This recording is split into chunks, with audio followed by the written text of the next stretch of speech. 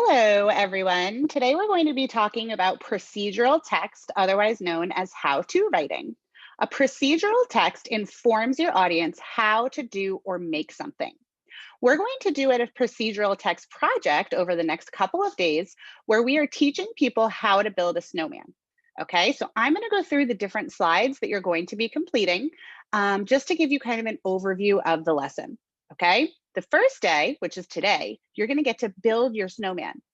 And you're going to get to write out your how-to steps and details on the following two slides. Let me show you what that looks like. Here's our blank snowman template. We can build our snowman any way we want.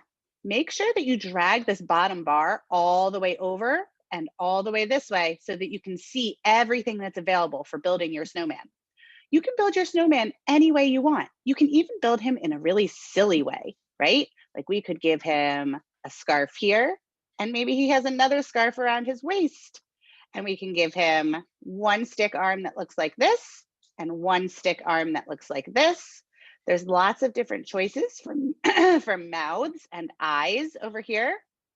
And remember, scroll all the way over. You'll see the different carrot noses, but you could also just do one of the circles for the nose. You could build your snowman any way you want. However, you don't want to make your snowman too complicated, because if you make your snowman too complicated, then explaining how to draw him is going to also be complicated. So try to stick to maybe one or two or three things on his body. If you want to give him a button, you can. Try to stick to, a basic snowman type face, right? So we can be a little bit creative, but we don't want to also be too complicated where it makes our how-to writing too complicated, right? All right, so now you've built your snowman. He looks how you want him to look, or maybe it's a her. And now it's time to explain your how-to writing of how to build your snowman. That's going to take place on these slides. Okay, so step one, first, step two, next. I'm going to hop over to this other one over here, and I'm going to show you how I did it for my snowman. This is the snowman that I built. Okay, and I'm going to go over the different steps that I put for my snowman. I put step one, first, draw the bottom of the snowman by drawing a white circle. Next, on top of that white circle, draw another circle that is a little bit smaller. Do you see how much detail I put in? I even put draw an orange carrot for the snowman's nose. The carrot is pointed to the right and slightly down. I used a lot of detail. Why was it important that I use so much detail? Well, let's look at that. The goal over here for day two is that you will then take all of this information and put it into a paragraph.